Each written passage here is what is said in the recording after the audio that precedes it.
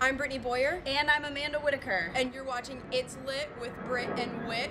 Today we're going to be talking about ASU football. We're going to recap the game against Colorado and look forward to this Saturday's game against UCLA on the road. Now, Amanda, how do you feel about the offensive performance this weekend against Colorado? Against Colorado, it was great in comparison to what we saw the week prior against USC. Yes. Quarterback Manny Wilkins had 2 touchdowns, and he rushed for 95 yards. Yeah, 95 He had a touchdown yards. himself. He passed for 202 yards. You know, Manny Wilkins' birthday was actually Sunday, so it was a little bit of an early birthday celebration. It was a for him with great that birthday win. celebration. I mean, he looked like he was in over his head against USC, but he really came out on top against Colorado this past weekend, and I think we got to hand it to him. We do. And, you know, you also have to look at the offense, how they started out. It looked like it was going to be a really slow game. They come out in the first, and they're just flat. I mean, they let Colorado score 10 early on in the game before even doing anything. And I just thought it was incredible, too, that ASU didn't even get their first lead of the game until halfway through the fourth quarter. Yeah, there was about 6 minutes left in the fourth quarter, but the fourth quarter is when they came to life. They had 24 points in the fourth quarter. Yeah. Tell me how many other teams score 24 points in the fourth quarter to come back and win. And I mean, that was fueled by Benjamin, who's a freshman running back, but also by Demario Richard. Demario Richard had 141 yards. Just in the fourth alone. quarter. Alone. And ASU only had 190 rushing yards leading up to the fourth quarter. So in the fourth quarter, He had the same amount of rushing in the yards fourth as they quarter, lead the whole game. in the fourth quarter, they matched that. So they had 190 in the first 3 quarters combined, 191 in the fourth. Demario rushed for 141 of those. So that's amazing. They also had a blocked punt by Kalen Thomas. And Kalen's blocked punt set up Benjamin's rushing touchdown in the fourth that gave the Devils the lead going into the rest of the game. Then they had an onside kick, which was great. They recovered that, and they were really able to capitalize on that final part of the game. And when we talk about Demario Richard, he had 25 carries for 189 yards. I want to compare that to Philip Lindsay from Colorado. And because Philip Lindsay is a top running back. He's one of the top in the nation. Going into this, he was ranked among the top, and they expected him to just run all over ASU, the same as Bryce Love did, and just kind of make the defense look crazy. And when you look at that, and Coach Graham was concerned about the running backs because they've had trouble with running backs in the past, like we saw against Stanford. But Lindsay he had 23 carries, but only for 80 yards. That's less than half of Demario Richard. And Demario Richards only had 2 more carries than that. I mean, you got to look at it. Manny Wilkins had more carries as a quarterback. He had more rushing yards at 95. So that's huge for them. You got to take that into consideration, what the defense was able to do, stopping Philip Lindsay, who's one of the top. And then the 2 freshmen, Benjamin and... Well, that's what Graham said. Benjamin is a freshman right now. He's a great running back. But he also said you got to be looking out for Traylon Smith. Now, Smith doesn't get a lot of touches in the game, but in Tuesday's press conference, Graham said that he's going to be dangerous when he steps out on the field, especially it's going to be big shoes for both of them to fill with the departure of Demario Richard and Kalen Balaj after this season. But Todd Graham said that they're going to do a great job. Yeah, and I mean, we have N'Keal Harry, too, who's only a sophomore, and those 2 freshmen were totally making moves the other night, and we have freshman kicker Reese. And if this team continues to look that way in the future and bring in recruits that are that good, this team's going to have a good future. And I mean, there's some people who are complaining about Ruiz, but you got to look. I mean, he was made 2, missed 2 field goals. Okay, but he's a freshman kicker. Tell me how many freshman kicker in the nation can kick from as far as he's kicking and make them. But he hasn't been a disappointment for this team the entire season. He's been an outstanding kicker for them. He has. So he definitely has a future ahead of him, considering he has 3-4 more years left. He does. And N'Keal Harry, you mentioned him briefly before.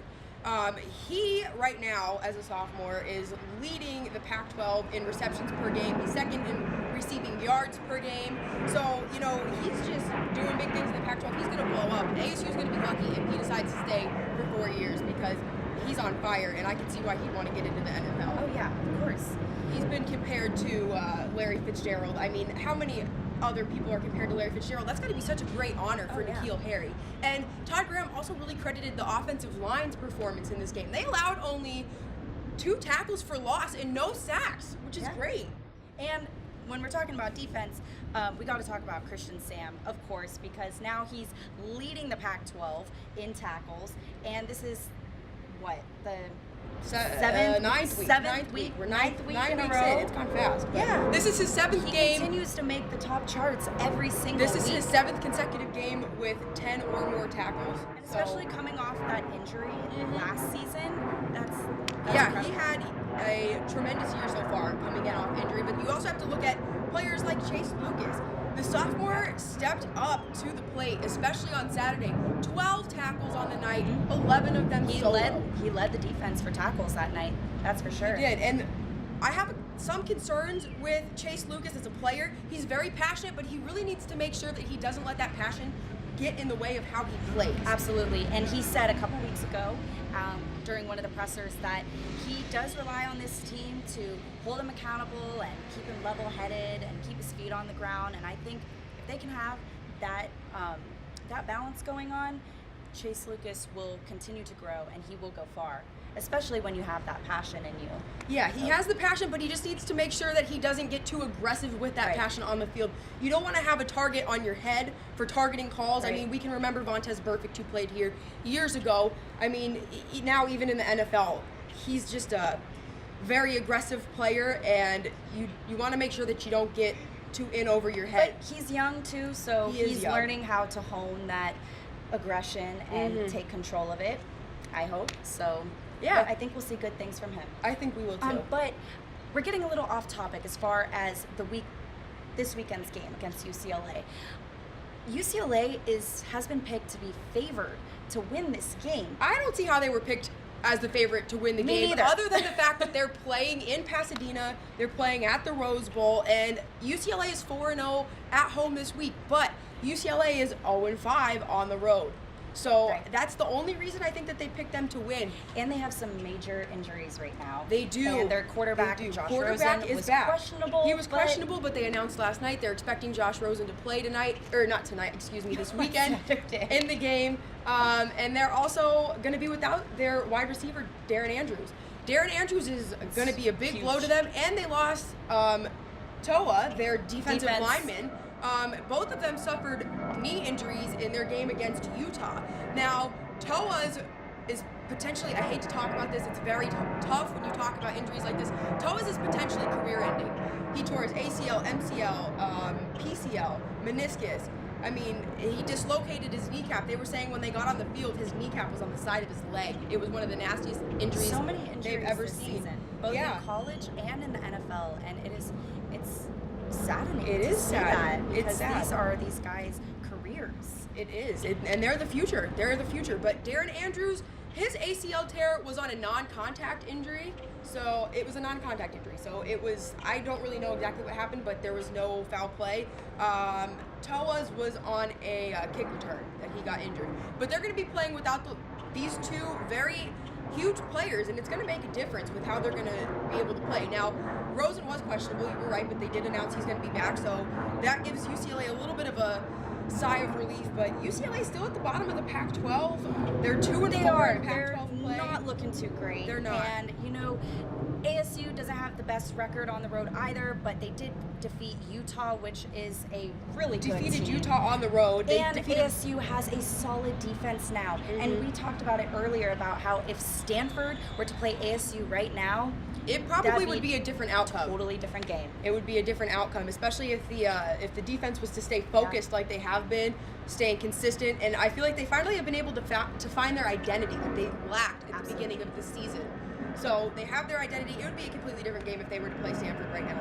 It completely would. I mean, when Coach Graham talks about how the Pac-12 has excellent running backs, and they were worried about people like Phillip Lindsay, if they were to play Bryce Love right now, of course, Bryce Love, Heisman contender, possible.